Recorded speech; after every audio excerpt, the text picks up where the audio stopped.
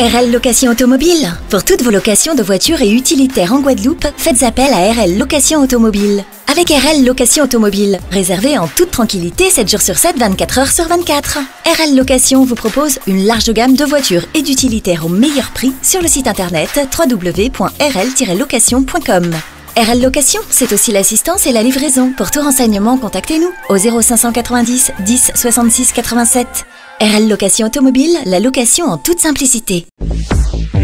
Hexagone, actualité.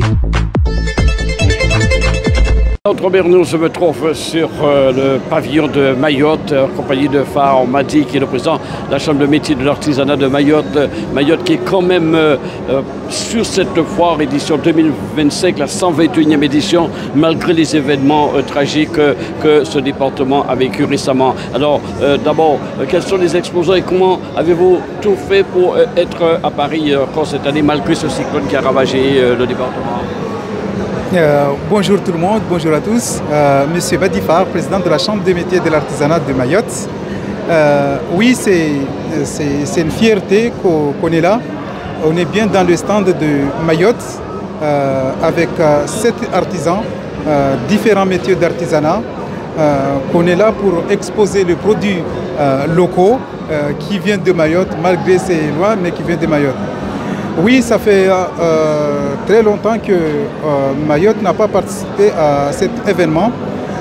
Cette année, on y est présent et on souhaite l'être tout le temps, hein, parce que ça a démontré, comme vous l'avez dit, qu'après Chido, on sait la situation de Mayotte aujourd'hui, après Chido, qu'on était coupé complètement du monde, mais malgré ça, on sait que Mayotte, c'est un territoire jeune, un territoire ambitieux, un territoire d'avenir avec nos institutions qui mettent tout en œuvre, que ce soit le conseil départemental, que ce soit l'État via la préfecture, mettent tous les moyens pour reconstruire notre territoire, pour qu'on retrouve l'image de Mayotte qu'on appelait l'île au parfum. Et on est prêt, tous les ingrédients sont là pour la reconstruction. Ça démontre aujourd'hui que c'est une vérité, voilà, malgré ces difficultés-là, mais on est présent à la Foire de Paris, qui est un événement incontournable pour l'ensemble des artisans, que ce soit les Outre-mer, que ce soit aussi l'Hexagonal. Nous, être dans cet événement, c'est une fierté. C'est une fierté maoré, c'est une fierté des artisans en général, même s'il y a quelques réglages à faire, c'est normal, c'est une première et tous les jours on apprend. Aujourd'hui on a commencé et la prochaine fois on souhaite revenir et avoir aussi une meilleure condition que celle qu'on vit aujourd'hui, mais dans tous les cas, on est fiers d'être là, on est fiers de représenter notre territoire, mais sur l'ensemble des artisans maorais. Il y a beaucoup de sinistrés parmi les artisans. Sinistré, tout le monde est sinistré. Qui ce soit artisans ou population normale ou nos institutions, Mayotte a été ravagée par cyclone Chido. Tout a été, tout à refaire. Voilà, même les artisans eux-mêmes sont gravement touchés et on sait que l'artisan c'est un peu particulier parce qu'il vit avec son artisanat et l'artisanat ce qu'il sait faire. Et comme Chido a tout dévasté, que ce soit leur lieu de travail, que ce soit leurs outils, que ce soit le moyen de déplacement, ils n'ont rien. On n'a rien, mais malgré tout ça, on est là, raison pour laquelle ça nous a donné encore cette force d'être là, justement pour partager avec les autres artisans du région ou de la nationale, aussi de se projeter vers l'avenir et de ne pas se figer avec Chido que Chido. Maintenant, on a cette opportunité de rencontrer d'autres artisans aujourd'hui. C'est une fierté, on est là. Et là, on va trouver une autre vision pour l'artisanat de demain et pour transmettre notre savoir-faire à nos enfants et leur donner envie d'être artisans comme nous-mêmes. En tant que président de la Chambre de métier d'artisanat de Mayotte, est-ce que des aides sont déjà mises en place, ont été mises en place pour venir justement en aide à ces artisans? Les annonces des aides sont là. Aujourd'hui, oui, il y a des aides qui sont, mais en fait, ce qui bloque réellement aux artisans ou dans l'ensemble de nous, monde économique, c'est les formalités. Les formalités sont énormes et qui fait qu'ils bloquent justement les aides à percevoir ces aides-là. Parce que souvent, les grosses difficultés que nous traversons, c'est l'histoire de l'assurance. L'assurance aujourd'hui, il est très compliqué pour le territoire parce que déjà, il n'y en a pas beaucoup. Et ceux qui sont, soit ça coûte cher, ou que les artisans généraux n'arrivent pas à accéder à ces assurances-là parce que ça coûte cher, qui les oblige de prendre l'assurance minimale et que l'assurance minimale ne couvre pas tout et que beaucoup ont loupé l'option catastrophe naturelle. Et aujourd'hui, on se trouve avec ce phénomène catastrophe naturelle. Beaucoup de nos artisans, je peux le dire même 90% des artisans, n'accèdent pas à ces aides parce qu'il y a cette contrainte assurance qui est là. C'est qu'on est en train de se battre à nos institutions de nous retrouver une autre formule pour que assouplir toutes les démarches pour que ces artisans-là puissent bénéficier de ces aides-là. On a aussi eu une aide de notre chambre de métier, CMA France, Chambre de métier de France, qui a déclenché un fonds de calamité. Mais c'est pareil, ces fonds de calamité aussi, c'est de l'argent public. Et quand il s'agit de l'argent public, il faut quand même le minimum.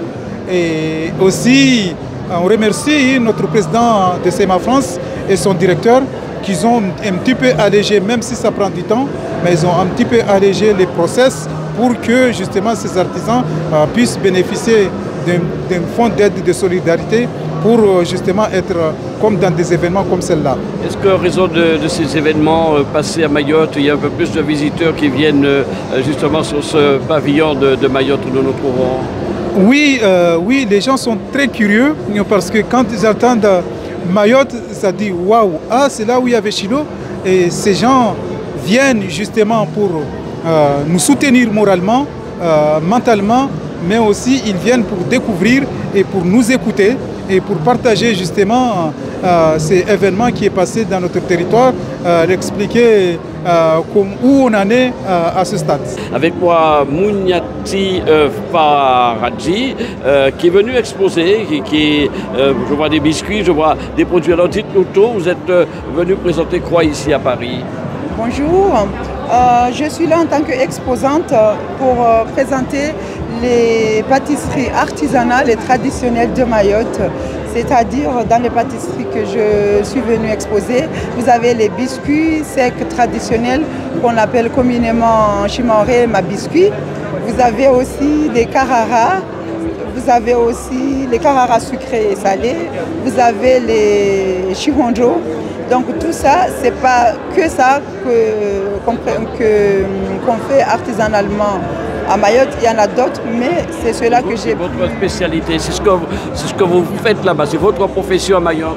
Ma profession à Mayotte, je suis traiteur pâtissière, donc je fais pas mal de pâtisseries traditionnelles et métropolitaines, mais ici j'ai ramené que les pâtisseries artisanales de chez moi. J'ai ramené cela parce qu'ils se gardent un peu plus longtemps, ils se conservent un peu plus longtemps, c'est pour ça que j'ai choisi ceux-là. Alors vous me disiez, c'est la première fois que vous venez ici à la porte de Versailles, comment ça se passe depuis le top départ de cette édition? Ben, le top départ, le premier jour, c'était un peu morose parce que comme c'est la première fois que Mayotte expose ici, les gens ne savaient pas que Mayotte était là. Donc quand ils sont venus dans le pavillon Outre-mer, qu'ils ont vu qu'il y avait Mayotte, les gens ils étaient ravis. Curiosité, en raison des événements aussi peut-être. Voilà, les gens ils étaient curieux et ravis de voir qu'il y avait le stand de Mayotte. Un peu déçus qu'il n'y avait pas l'art culinaire, tout ce qui est salé, tout ce qui est la bouffe, la nourriture. Mais ils étaient déjà contents de voir ce qu'on avait ramené et en espérant que l'année prochaine, ça sera de mieux. Vous faites partie sans doute des sinistrés aussi, et malgré tout, la vie reprend pour vous, la vie professionnelle?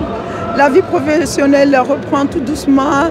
Mayotte a tendance à s'entraider. Les Mahorais, c'est des gens résilients qui s'entraident malgré le sinistre qu'il y a eu, les 2 cyclones. Les gens, ils s'entraident. En attendant les aides de l'État qui vont arriver, les gens, ils s'entraident pour qu'on puisse tout le monde se relever et puisse travailler. Et ensemble, on n'est que gagnants. Voilà. Donc je suppose que les visiteurs ont déjà commencé à goûter tous ces biscuits que je vois sous les yeux. Et qu'est-ce qu'ils pensent justement de ces produits? Pour vendre les produits, beaucoup ne connaissent pas. Les Mahorais qui habitent à Paris, dans la région parisienne, ils connaissent, ils achètent systématiquement. Ceux qui ne connaissent pas, je suis obligée de le faire déguster. Je fais des dégustations, ils goûtent et puis ils aiment, ils apprécient les saveurs d'antan de Mayotte, les épices, la cannelle, la cardamome, puis il y a dans le lait de coco. Vous donnez quelques explications quand même, vous leur donnez quelques explications à ce public. Voilà, j'explique comment j'ai fait ces produits-là et ils apprécient que c'est la personne qui les a fait, qui leur fait déguster et après ils achètent. Et on m'accompagne maintenant sur le pavillon de Mayotte, Chouchouya Abdallah. C'est une personne qui est dans la mode à Mayotte, donc Choumi Création, c'est le nom de l'entreprise. Alors je crois savoir, c'est la première fois que vous venez, comment ça se passe ici à Pont-de-Versailles? Tout à fait, c'est une première fois pour moi à la Foire de Paris. Je suis là grâce à la Chambre des métiers et de l'artisanat de Mayotte, donc il m'a choisi parmi les artisans de Mayotte qui sont venus là. Donc c'est une première expérience, donc on découvre, il y a un monde fou, il y a beaucoup d'artisans, donc on fait des rencontres et je fais découvrir mes créations et j'en suis ravie, vraiment, je suis ravie d'être là parce que Paris c'est la capitale de la mode comme on dit, alors être à Paris c'est un rêve pour tout styliste. Parlez-moi de vos créations justement. Alors moi je suis dans la mode depuis déjà presque 20 ans, je suis à Mayotte et je crée mes propres tissus. Je travaille avec des artisans de la Tanzanie, donc à qui je confie mes dessins et ils me font donc les motifs que je veux. Par exemple là aujourd'hui ou depuis qu'on est là, je présente ma collection vanille, donc des robes, des parures de lit, des housses de couette, des nappes de table, tout est fait main par la technique du batik et c'est des motifs en ylang et en vanille. Ce sont des plantes de chez nous à Mayotte, donc c'est pour rendre hommage à nos agriculteurs et surtout que mon propre papa a travaillé dedans depuis toute sa vie. Alors malgré les événements climatiques, vous avez pu poursuivre votre activité à Mayotte? Bon là, on doit se battre. Donc la Chambre des métiers a su qu'on avait des difficultés, mais a voulu quand même que Mayotte redevienne un pays ou un territoire qui présente sa créativité. Et nous sommes là aussi pour ça. Malgré Chido, on reste debout. Donc je suppose là-bas, vous avez une grosse activité, défilé de mode, vous avez votre propre boutique sans doute? Tout à fait, j'ai ma marque déposée en France depuis 2012 et je suis à Pamandzi, située à Pamandzi en Petite Terre et j'ai mon showroom où je reçois mes clients qui viennent, on prend un verre et on discute et on échange et ils ont la latitude de choisir même leur tissu, leur couleur et comme ça je les fais faire et je leur fais leur tenue. Est-ce que le public de la Foire de Paris reste curieux sur votre collection? Alors je ne suis pas surprise, mais je suis contente parce que toutes les personnes qui sont rentrées dans mon stand trouvent que mes créations sont jolies, que les tissus sont fluides et surtout que c'est fait main. Donc ils me disent on n'a jamais vu ça, on n'a jamais vu ces tissus-là, on n'a jamais vu ces modèles-là. Je dis mais voilà, c'est créé par Choumi et la particularité c'est que ce sont des modèles uniques. Chaque pièce est une pièce unique. Voilà, au Première News, nous nous trouvons toujours sur le pavillon de Mayotte, à présent avec une vedette, une star qu'on voit beaucoup au salon de l'agriculture notamment. Il s'agit de Tabati Abdou qui est là pour... Voilà. Alors, la Foire de Paris, vous êtes là malgré les événements à Mayotte? Tout à fait. Tout ça, c'est important d'être là pour échanger un peu avec les autres, voir d'autres choses. Il ne faut pas rester les bras croisés, que Chido est passé et on croise les bras. C'est pas bien, la vie continue. Malgré mon toit est parti dans la mer, celle de ma fille. J'avais une chambre d'hôte, ça ne marche plus parce qu'il y a même le carrelage. Il est parti. Donc tout ce qui était dedans s'est cassé, les tables sont parties au dehors, sont envolées par le chilo, les chaises, j'ai rien de matériel premier pour continuer à faire ma chambre d'hôte. Et malgré ça, après tout, vous dites que la vie continue puisque vous êtes présente à Paris. Et donc vous avez eu le temps de fabriquer tous ces objets que je vois sous mes yeux. Oui, il y a des choses que je fabrique moi-même. Il y a comme la broderie, la poterie, les vanneries. Je produis moi-même. Mais il y a des choses que j'achète. Alors évidemment, vous êtes sinistré. Est-ce qu'aujourd'hui, il y a des aides pour ici continuer, des aides financières? On entend. Toujours l'attente? Oui, on entend et on attend. Et on entend dans les oreilles qu'il y aura des aides qui viendront. Et puis on attend que peut-être ça viendra. Oui, peut-être. Voilà, les aides. Mais pour le moment, on n'a pas encore gagné aucune aide pour le chilo. Est-ce que, justement, parce que le public, on sait, tout le monde sait ce qui s'est passé à Mayotte, est-ce qu'il y a beaucoup de visiteurs qui viennent justement par solidarité ici vous voir? Oui, il y a beaucoup qui passent, qui nous disent comment ça va à Mayotte. Il y en a qui nous encouragent, il y en a qui nous disent courage. Est-ce que Mayotte est déjà debout? On dit pas, peut-être ça viendra, mais pour le moment, chacun se débrouille. Chacun se débrouille pour que la vie continue et pour que ça marche. Parce qu'il ne peut pas rester sans manger. Et puis on mange les mêmes choses. Parce que même les magasins, ils sont abîmés. Et puis là, on commence à replanter. Mais pour les champs, il faut beaucoup de tronçonneuses pour couper les arbres. Il faut des aides entre nous, des entraides entre nous pour casser, couper les arbres, pour replanter les manguiers, les papayes, les cocotiers surtout. On n'a plus de coco chez nous. On n'a plus de coco.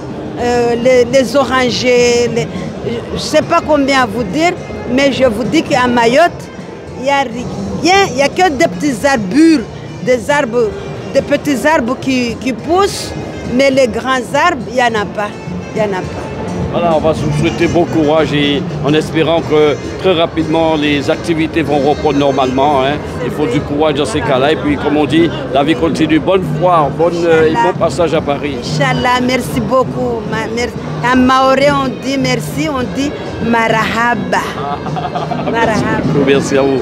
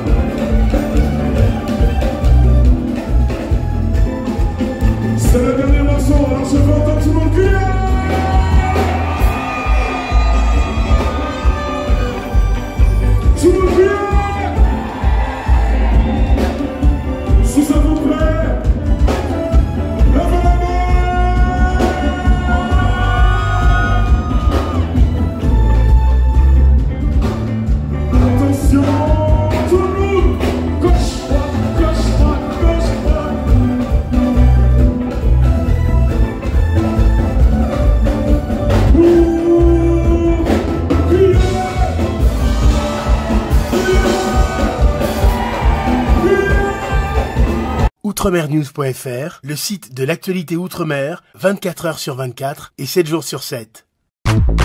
Retrouvez la chaîne Outremer News sur YouTube.